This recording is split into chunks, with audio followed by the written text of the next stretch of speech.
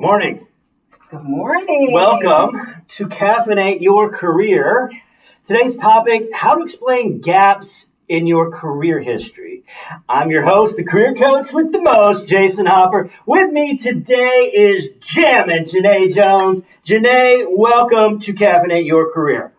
I'm so happy to be here. Thank you for having me today, Jason. Well, thank you for being here. I'm so thrilled. I am It's your as well. first time to be on the live stream. So, Janae, I'm going to check to make sure that we're live. While I'm doing that, why don't you give us your 30-second commercial? Absolutely. Thank you so much, Jason. My name is, as he already said, Janae Jones. I have many years in corporate America, many years in the technical industry, telecommunications, as well, recently certified as a life coach.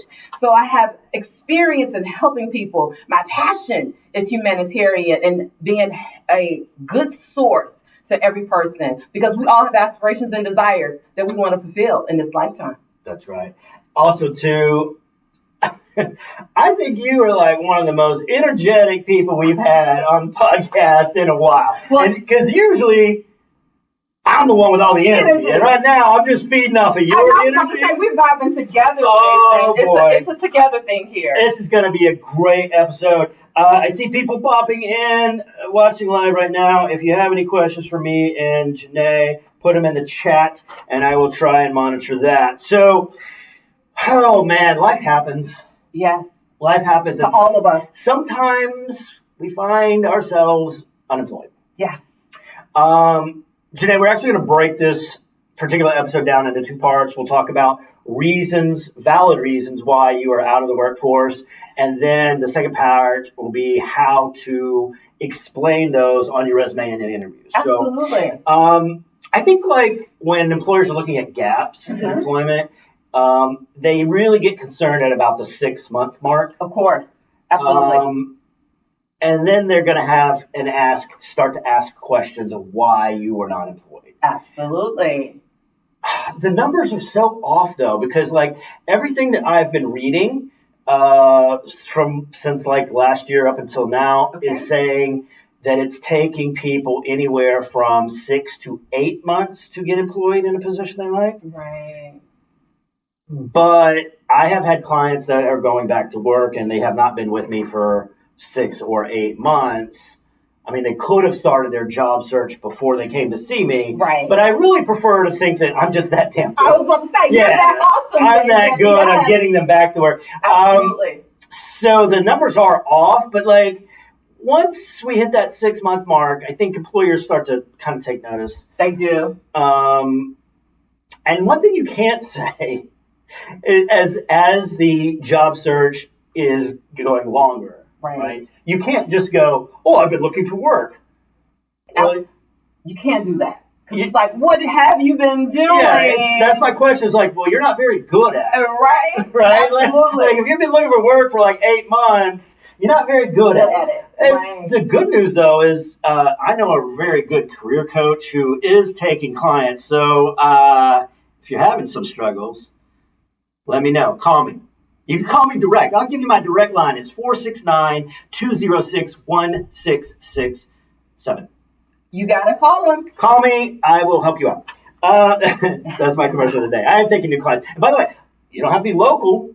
We're in Dallas. You don't have to be local. I got clients right now that are in Virginia, California, and one in Seattle. So, okay. Reasons why you might not be employed.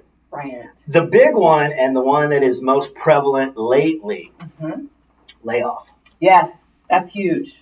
Right? It's huge. Especially if you are a federal employee, and I'm sorry about that, guys, Yes. but even major corporations are laying people off. There's a lot of uncertainty in the economy, and people aren't real sure what is happening from day to day. And so if you're laid off, like, I don't think you need to say a whole lot more than that. Absolutely. You should not. You keep it brief and short. And that's only if they ask, though. Yeah, well, of course. But I think, like, and that's when I was a recruiter, that was a common question. Or one of the second or third questions I would ask, which is, okay, so you're employed according to your resume. Right. Right? It says to present. Why are you looking for a new opportunity? Or if there's a date there, By the way, if it says to present, guys, and you're not employed, put your end date on there. Don't try to make it cloudy. They're going to ask, and you need to say, oh, and it's going to come out in conversation anyway that you don't work there anymore. You don't want to be perceived as lazy and not putting an or that you don't care enough to update your resume. It's going to come out. Put the end date on there. Right. And I always say, though, Jason, honesty is the best policy. 100%. You know, so. Well, that's because then you don't have to keep trying to remember the lie. That's so true, right? Right? And then when we start to lie, and then it's like, the story doesn't make sense, and any good recruiter can smell your crap a mile away. A mile away. And that's missing an opportunity that you could possibly get a career, a job. Yeah. So, and we'll talk about that too coming up, like how to frame the reason why you're not employed. I think too, as well, a lot of it happens to be like like how you phrase things. I totally agree. Right? Like, especially if you're unemployed. Or I'm sorry, you're not unemployed, but like you got terminated. Because nobody wants to admit, hey, I got terminated. Right. It's not that big of a stigma, I think, as it used to be. Because I think like most managers, hiring managers, if they haven't been terminated themselves, they know somebody personally that has. Right. I make no. I don't try to hide it at all. I've been terminated 4 times in my career. Right. And we should be. It should be a part of the storytelling of our career, right? Yeah. And it may be, something that you had no control over to why you were terminated, right? But what did you learn from it? That's the biggest thing. Yeah, that's the takeaway. Well, and I mean, except for the last time I got terminated, like every time it was like, definitely warranted. Well, if it was warranted, then it's my fault. Right, absolutely. But you owned it, right? Yeah, I mean, like if you're working in a small, I was working for a staffing company. It was a small company. We had like 2 offices in the Metroplex, and it was me and one other recruiter. Oh, okay. It's real obvious who's not pulling their weight and doing the work. Well, numbers don't lie. Because I got to a point where I was burnt out, and I just didn't give a shit anymore, and I showed up. But you didn't work, and then they terminated me. And, but like how we phrase it. So like I think one of the things I tell clients is, if you get terminated, here's how you want to kind of phrase that. It should kind of go like this: same thing as layoff, right? It's like there was a restructuring in my department, and because of that, I am no longer employed, right? Because what we say and what they hear is different. Absolutely. Because if I said that, what do you think happened? Now they're going to think of, was it a layoff? Tell me more what happened. And also that's true. You screwed something up and you restructured yourself out of that job. Absolutely, right? You did. And so, but how we phrase it, it makes all the difference overall, I think. And phrasing is everything, and you have to practice that. You have to make sure that you're ready to have those responses so that they know that you've already thought about what happened in your career, why you were terminated, how you're phrasing it, and then what did you learn from it? Because that's the biggest thing. What skills, what have you now improved in to make you even better? That's the other part of that. Like, as if you are unemployed for whatever the reason, what are you doing in that time off? And that's really all the employer wants to know, right? I mean, they want to know why, but like they also want to know, like, what have you been doing? And that's like that's coming up, but like that was one of the reasons for you not being at work is you decided to travel and take a sabbatical, right? I mean, I would love to be able to travel and go to different places. And, I would too. Take time off, like take 6 months to go backpack around Europe. Right? And tell our story. And so the employer asked, like, well, what have you been doing the last 6 months? Like, well, took a look at my savings and said, let's go for it, and decided to go travel around Europe for 6 months. Awesome. Nobody's going to fault you for that. Right. Absolutely not. Show pictures. No, I'm just joking. I mean, yeah, right. Like, well, right, because that's the next part of that. Because if a candidate had said that to me, I'd be like, "Oh, that is super cool. Where did you go? What did you do?" Absolutely. Right? You're right. It's like, well, let me show you this picture, kind of. Right? Yeah. Yes. Another reason why somebody may be out of work is just health issues, right? Janae, I think like as humans, we're living longer. Yes. And sometimes as we are getting older, our bodies start to break down. That is so true. Right? That is so true for everyone. And so sometimes you might not be in a position or you may have to leave a position due to health reasons. Health reasons, yeah. But I think, and like, if that's the case, how would you respond? Like how would you phrase that? Again, being honest. Let them know I had to take off, due to whatever health reasons. But keep it brief. Keep it short. You don't want to go into detail about your health reason, but letting them know that, it was because you had to first take care of yourself to get healthy, to be able to actually have a job and be there and be present. Right. And I think too, like making sure that you let them know, hey, I'm all better now, or the problem's taken care of, I'm ready to go back. And that's the next reason is maybe you're out of work because you have to take care of a sick parent or family member. Right. Yeah. I mean, I've got a client that's exactly he's been out of work now for almost 6 months because he had to take care of a family member that got sick, and then somebody else got sick right after that. And I think just as humans, we are hardwired to want to be helpful. Of course. And unless you're psychotic. Yeah, that's true. But, everybody, is different. But I think like we love our family for the most part. Yeah. There's a few cousins I could probably do without, but yeah. I think and I think like in that case, we're also somewhat empathetic. Yes. Towards others. I remember when I was in staffing and we had a big ramp up, and guy came to interview with me. He sits down and it's like, so you haven't worked in 8 years. What's up with that? Tell me your story. Yeah. And he's like, well, I'm a single dad and I took time off to raise my kid, and he's 8 now, and I'm ready to go back to work. I hired him immediately. Not only did I hire him, I put him into a lead role, and he was amazing. Right, because he was raising his child. Yeah. And the way you phrase that though is what skills did you learn while you were doing that? And being a parent, for those of you that are a parent, I'm not a parent, but I know Jason is. But all the things, all those skills and all those lessons that you learn, that is part of your story. That's making you even better at things that you can do out in the field. And then let them know that now I'm ready to get back.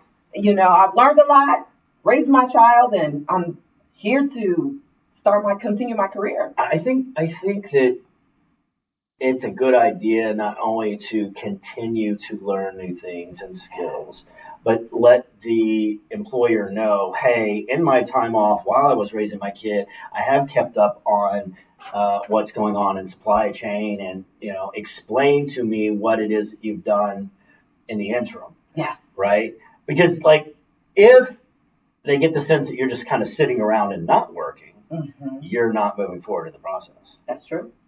Right. But it's what I think is interesting, Janae, is like we had as a recruiter, for the most part, like I would see like gaps on a resume and I'd be like, man, you ain't worked in a year. There's something wrong with you. And I'd just throw the resume, like delete it. Right? We're moving on because I've got like 100 other ones to go through. But when we hit the pandemic, I think that employers became a lot more empathetic and looking to learn more about the person's story than just completely disregarding them anyway. I totally agree with you, Jason. And the pandemic is one that definitely pushed us in another way to keep our skills. and how to do things virtually, how to do things, online versus in person. It pushed us in so many different ways, but, like you talked about keeping your skills and whatever your trade, whatever your profession has been in, how did you continue to keep up with the market? How did you keep up with the trends? Yes. Things like that. What seminars or trainings, online trainings did you do? Free online trainings. There was a lot of things that was out there for free and still is that can continue to help you, right? Yeah. And to grow, because we were pushed being at home, couldn't, for the most part, locked in the beginning of the pandemic. And it's like, how do I continue to grow my skills and enhance so that one day when I do get back out there in the career world, I can still talk about those things, right, and be up to date. I tell clients all the time, like, if you're unsure how to do something, go to YouTube.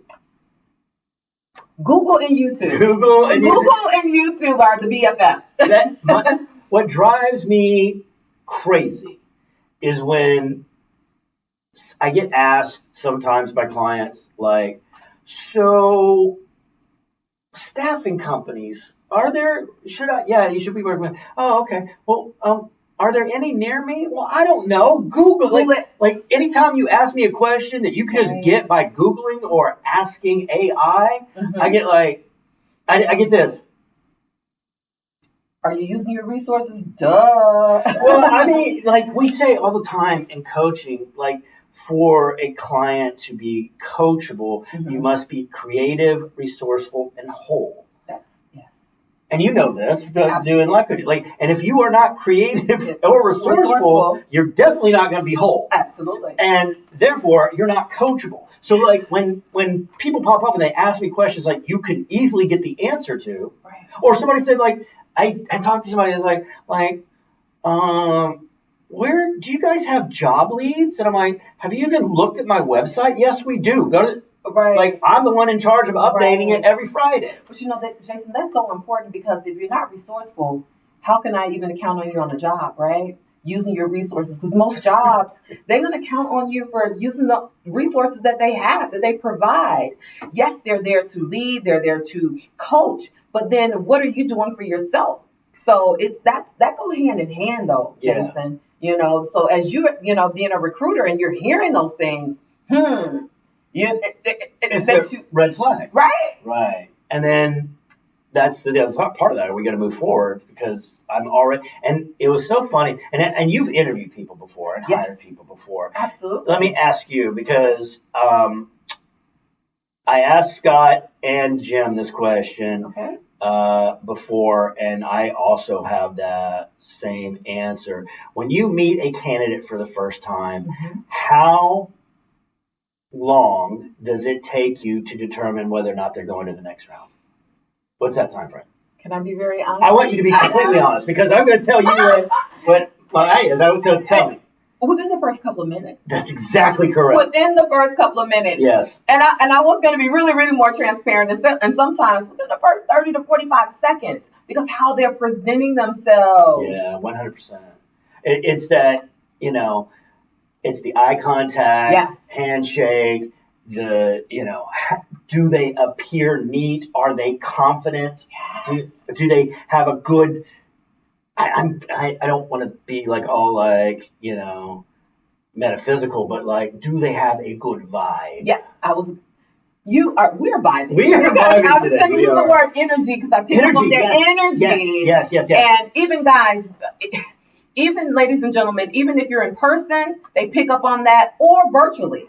We can pick up on energy through the screen. So whether you're having a virtual interview or if you're having an in-person interview, it's all about the mind, though. How do you feel when you go into that room? How do you feel when you go and talk to Jason, the recruiter, in preparation or doing a mock interview?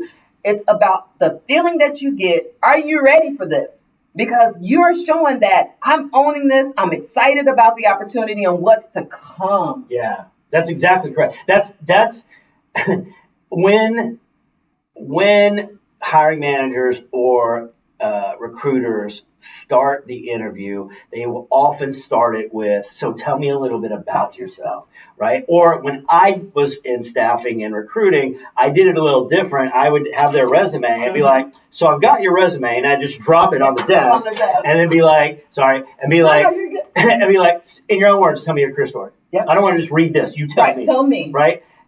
And there's actually a formula for this, right? The formula is your past, what you learned, and what you just said, why you're excited about this opportunity. Absolutely. Right? By the way, it's a good time to do a commercial if you need to practice your resume, interview your resume. I've had a lot of coffee, y'all. Words are hard. If you need to practice your interviewing skills, we do have a virtual practice interview program here at JFS. We do it every Tuesday at 1 o'clock Central. It's virtual, so you can participate anywhere in the world. Janae is on the practice interview team. If you want to interview with Janae, how are you going to do that? You need to email me. My email is jhopper, the letter J, Hopper, HOPPER, at jfsdallas.org. Put practice interview in the subject line. Tell me you want to reserve a spot. I still got spots for, I've got 3 spots for next week. Give me your resume as well. So what will happen is you will log on to the Zoom. I will put you and the interviewer into a breakout room. They will interview you for 30 minutes. Then there will be 15 minutes of feedback-ish. And then after that, they will send me a form that I will forward on to you. So you'll have something in your hand and tangible that you might want to look at and improve. So let me know. Hit me up on email, and I'll get you on for next week. And don't be afraid, guys. We're here to help. We want to help you. So please. Well, yes, for sure. And the one misstep I see clients or job hunters make over and over again is they don't put in enough practice time. Yes. There's like, oh, I can do this.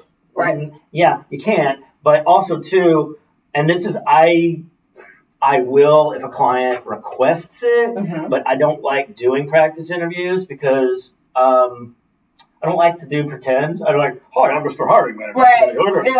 Yes. But where I help clients is I have them tell me the story and then we break it down. I like put them on the timer. I'm like, you've been talking for like 2.5 minutes. You need to stop talking. Right. We need to break that down for like at least 1 minute shorter. Let's go back. Or the clients, they just start talking. Right. And they don't tell me the story. And they jump into it. It's like, so I was talking to Jill the other day about the TPS reports, and you're like, wait, hold up. Right. Yeah. Hold up. Who's Jill? Right. What's a TPS? You have to explain. The acronym. I was talking to Jill, who is our director of career and financial services, about the TPS report. A TPS report is and then you have absolutely high level, guys, but keep it high level. Definitely. Yeah, for sure. And one thing, though, I love what you just said about practice. And I always think, guys, ladies and gentlemen, think about your favorite athlete, your favorite actor, actress, singer, whoever. They did not become successful without practicing. They practice all the time. Yeah, that's right. And many of you may have heard, practice make perfect, right? So the practice, the consistency is key in everything in life. So got to practice. Yeah, I will tell clients, it's like, okay, who's your favorite actor? It's like, okay, I like Tom Hanks. Great. You know what? You're Tom Hanks. You're Tom Hanks. Tom Hanks doesn't show up on the set just saying whatever the hell he wants to say. No, he has to say the script the way the writer wrote it every single time. Absolutely. The director makes sure he's saying it the way he wants to, like for the emotion. Right. But Tom Hanks can't just start talking and go off script. He has to. This is why, I have clients write down their stories, and then we practice it, and you say it the same every single time. When I was at the workforce in Plano, I used to work for the state. Okay. And I would do every week, we did the resume writing class. We'd also do we called it the rapid reemployment session. Like, hey, I just got laid off. Now what? What do I need to do to keep my benefits? And when I did it, I had just an hour of time. But I did it every single week, and I did it the same way every single time because they're not coming back to see me. Absolutely. And you perfected your craft, though. Every single time, right. And so, I even did, I don't do this now when I do presentations, just because I'm a little I'm a little just more casual when I do it. But like I would have like practice movement. Okay, now's the time I'm going to walk up over here, kind of thing. Now I just like wander around the stage or whatever. Right. So, Be you. You're I'm just being being, you, right. and connecting to the audience. That's right. Okay, the last reason you might be out of work would be you're changing careers, and you want to get more training and education. Janae, do you have any advice for career changers? Career changers. Be prepared to tell your why. Mm-hmm. Why, and which is a good thing. You don't have to go down deep, because remember, in an interview or with a recruiter, they want high level, and then let them ask the questions. But tell your why. Be prepared to tell your why, and then what have you done in that field, or what are you looking to do? You can be currently taking a certification, or some skills that you may have picked up along the way to show the interest that you have already started in that shift of the career change. Yes. Well, you're doing that now. Absolutely. Right. I am. Tell me about that. Well, currently, technology has been my everything. I love technology. I love helping and teaching. And I made a shift to become a life coach. Mm-hmm. And doing that, Jason, oh my goodness. First thing, it was like I had to believe in myself. Then I had to make sure that, is this what I really want to do? Am I doing this just as a checkbox? Or am I doing this because it's something that I want to do? Correct. And then I was able to, find an institution to go in and get those resources and study, along with still working full time, know? And that it's challenging. It can be very challenging, but I found my passion in both. And how they were both actually kind of aligned in what I was doing. And now I'm happier than ever, because all the things that I've learned that I can apply in my technical field, as well as, in career coaching. So it's been definitely a great experience. Right. Also, too, that's going to be your side hustle. You're not quitting your main job. Absolutely. Let's be real clear. Yes. In case anybody from work is watching, you're not quitting. Oh, absolutely not. And actually, it enhanced my as a leader. It taught me more things that I didn't even know about myself. To make me better as a leader, and to the company that I'm working for, that I'm able to pour more into my company as a person, because now I had time to really self-reflect. Yes. And other things that I can help with other people with as well. So when you have goals, when you have aspirations, there's no reason why you can't become who you want to be. There's so many different webinars and online resources that you can definitely use to your benefit. But you have to want to do it. Have to be a desire that you would like to do. That's incredible. And I think it's important to follow your passion. Although right now it is not a good time to change careers. Right. I've been telling clients like, oh, I want to go and do it. I'm like, whoa, hold up. Nah, you don't. Right. Right now is not a good time to change careers. And there's just way too much talent in the market right now. A lot of federal employees are getting laid off. Layoffs, we talked earlier, layoffs are coming still. Yes, they are. And think about this for a minute. You want to change careers, that's great. And they may like you and think you're awesome. But at the end of the day, you don't have the experience, and Johnny does. And we're hiring Johnny because he's done this for 3 to 5 years. Yes. I'm not saying that you can't change careers. Right. I'm just saying it's going to be a more difficult grind. It was interesting when the pandemic hit. I started when the pandemic hit, and pretty much all my clients wanted to do something different. Yeah. Because we hit the pandemic, and basically the world hit the pause button, and a lot of people were like, do I even like my job? Right, yeah. And then they're like, I don't. Okay, so what else do I want to do? And if everybody, I've been here 5 years. Everybody since transitioned into something else. Right. But it's hard. It's going to be really hard to do right now. So I agree. Recommend it. And transferable skills, though, making sure that you have the skills that you have, keep strengthening those skills, because the better you get at those skills in the industry that you've chosen, then you're more marketable.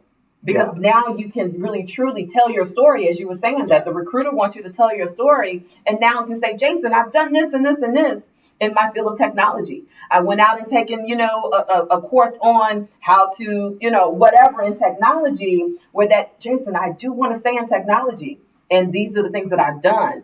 And then you can be more marketable and hopefully land that dream job that you want. Yeah. I got my certification in career coaching a couple years ago.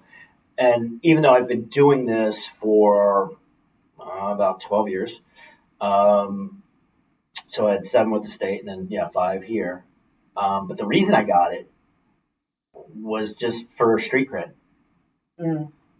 Right? Like I have the experience, and anybody that sits down with me as a client, or I'm doing a presentation later, like I do a presentation, within about a minute and a half, they understand I know what I'm talking about. I am the expert in this.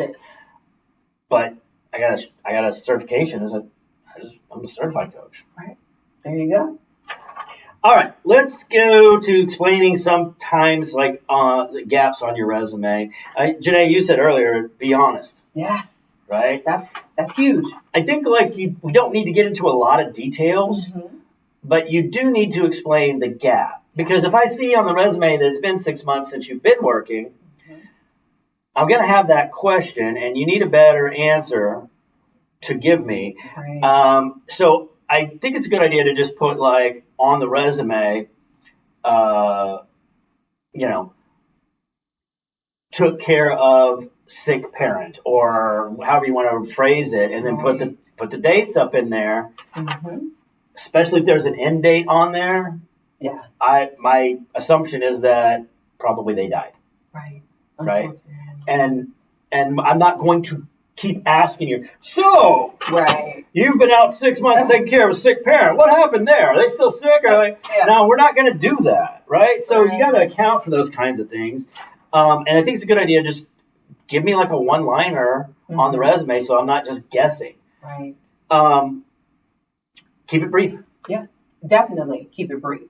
Because once again, you're only in that interview for 30 minutes, some 30 minutes, some maybe 60. So when you keep it brief, it makes them you're more intriguing now to know more if they want to know more.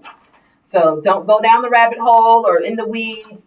Another example, like you said, with the if you're taking care of a sick parent, or if you had health issues, my health declined, or my health, from that time to that time. But then you can also come back with that, but I'm revived, I'm recovered, I'm ready, I'm healthier now. It's like also too, like if that's the reason, because like some company culture is not great and you get burnt out, and then it does affect your health. Definitely. And you need that time, and it's okay to be honest and let people know. Yeah, you don't want to talk badly about an employer, right? But still too, like, you got to come up with the honest answer. Yes. And then move on. I think it's a good idea to highlight the skills. Oh, definitely. Versus, the reason why you are not currently working. Yes. Skills is everything to show what you know. And I think it's a good idea too to quantify things. Yes. And also, when I talk to clients about quantifying things, it's not always money. Right. It's not always like we saved this much money or we made this much money. I mean, it could be you trained a set number of people, you improved a process that streamlined the production and cut costs by like you can almost quantify almost anything. And you definitely can. I agree with that. And sometimes it's a challenge to figure out what we're going to quantify, but that's why you have me. Come to him. So it's on here. It was like use a functional resume format. How do you feel about functional resumes or skill set resumes? Do you like them, or what are your thoughts? It depends. Okay. It depends on your career history. It depends on what you are trying to showcase, and depending on the person that's interviewing you. And what I mean by that, have you done your research with the job? Have you done your research, like going on their website and things like that? Yeah. And if you know a little bit about the company, or that they're looking for more skills, like they want to make sure that you have these type of skills in their industry, then, the functional resume to me may be more suitable. Okay. But if you have the gaps, because we're talking about gaps, I feel that that chronological order, resume is not the right one. Okay. Because now it displays immediately that you got the gap, where that they're going to hone in more on the gap versus to me displaying your skills. Okay. And that's my thoughts, because I've seen many where that, the first couple of bullets on the resume was nothing but their skills. And I was like, oh my goodness, they got skills here, here, here. When I went down to look at their resume, I seen that they had expertise, in whatever previous job that they may have had, not really looking at the gap. Because then now the skills for me shine, and then you have some experience in them. Got it. I think overall skill set resumes or functional resumes aren't the best, just because employers can be thrown off by it and wondering what you're hiding. That's true. That's a different perspective. But I think, and this is one of the things that I've had clients had some success with, is instead of listing the skills or throwing skills up there at the top, is putting a core competency section up there. I've seen those. With something, or like back in the day, we had newspapers, right? Okay. And the newspapers, they would come on the stand like this. Yeah. If y'all are listening on the podcast, I just folded a piece of paper in half, horizontally, and we call that above the fold. Mm-hmm. So if we put all the core competencies up there above the fold before we even get to the experience, now you've got them on the hook. Right. They're more likely to read your resume. Yes. And I love that. I love what you just said about core competencies, because definitely, and that shines on what you have the expertise in. Yes. Immediately. Like you said, it's up forefront, and it catches the person's attention. And then, of course, listing your career experience that goes with that. And I think you can also use a cover letter. Oh, definitely. To tell your story of why you are not, currently employed, or what the gap was. Right. And that's able to tell your story. Do you read cover letters? And now it's funny. You're in my mind. We're so vibing because sometimes I don't. Okay. And the reason why I don't sometimes is because, and you said this earlier, I want to hear from them. Yeah. Because I know what you wrote, and I can always go back to it. And for me, a lot of times when I'm evaluating the interview afterwards, I think about what they told me, and then I may go back to what they wrote. Okay. So that's, checks and balance. Yeah. But then sometimes in the cover letter, I'm only looking for a couple of things. Like I will, not read it in entirety. Sure. But look for key things that are going to stand out, keywords. Like how the algorithms in a computer pick up key things. Yes. I'll look for that and then tie it back to the resume and then the conversation. Okay. I never read cover letters as a recruiter, just because of that reason. The cover letter is basically the story of why you want the job. Right. As a recruiter, I don't really care about your story. All I want to know is, can you do this job? And what's going to tell me that is the details on your resume. Right. So I never read one. Right. But I do know recruiters that do read them. And as a career coach, I always advise to write a cover letter if there is one, because just because I never read them doesn't mean that someone else will. And it's just extra marketing and a way for you to tell your story. And that's so important, especially if you're trying to explain a gap and why you aren't in the workforce. I totally agree. So definitely. All right. So, Janae, we are about at time. Okay. The last question of the day is always kind of the fun question. All right. And I'm gonna take it easy on you this week. Okay. And I'm not gonna throw you a curveball. Okay. So we're gonna go real simple.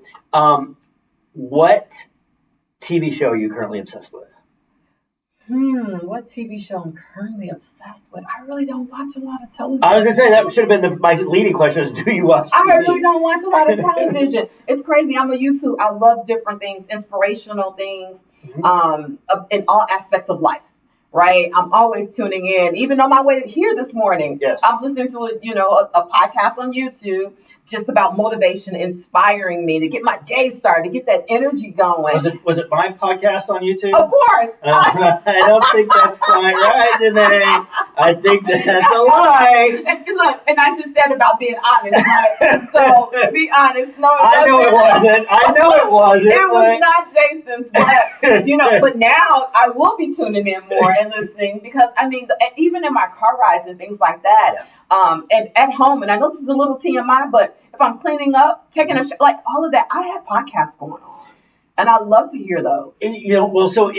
Really what is happening, and I love this so much, is you have created a positive environment where you just like, I'm getting ready for work, I'm in the shower, it's like nothing is going on in your head but positivity 24/7. Yes. And avoid distractions because that takes away the distractions because we all live in a distracted world. Of course. Things every day. You just told me this. Yeah. But before we were talking and I'm like, did you get a chance to listen to any of the podcasts or to watch the YouTube? And you're like, I tried, but then I'm at work and people keep coming to interrupt me at work. And I'm like, I understand. And because that happens. And I think like oftentimes too, what we will do as humans is we'll start to think about the things that have gone wrong or could go wrong. And this as a life coach. Yes. It's important to live in the moment. You have to. Because if we ruminate on the past, we're not moving forward. And if we are stuck because we can't see what's up ahead in the future, absolutely, then you just get stuck. And then those are the things that we can't control, though, Jason. We cannot control what's going to happen even 15 minutes from now, 5 minutes from now. We can only control what's happening now in the moment. Correct. And then the other biggest thing that I learned, if you're not in the moment, you're not really enjoying life. No. Because your mind, and it's hard to not enjoy the moment, because a lot of times we're thinking about what's for dinner, the kids, the this, bills, that, everything life, right? Yes. But then we forget about just enjoying that moment, being still and enjoying that moment, whether it's on that bus, the car ride, whatever's going through, and even a career gap, right? In your actual life of looking for a job and hunting for that dream job, still enjoy the moment. How can I enjoy the moment and make me better than I was? What skills, what things am I improving for myself to be a better person? That's right. And I think that creating that positive environment is the thing that makes the difference more than anything else. And this is going to be a good segue because, Janae, you're going to be back next week. Yes. Thank you for having me back next week. What are we going to talk about? Growth mindset. See, we were just talking about it, but we're going to talk more next week about mindset. Mindset's so important, guys. I tell my clients all the time, I can teach you everything you need to do to be successful. Absolutely. But if you don't have the right mindset, none of anything I tell you is going to work. It's going to go out the door. It's not going to work. So we're going to talk about growth mindset next week. Come back and see Janae then. If y'all are curious, the show I am obsessed with right now is Bosch Legacy. Season 3 just started. I've read some of the Michael Connelly books. He's actually involved in the show. Nice. And I can't watch enough of the show. Okay. That's what I'm binging right now.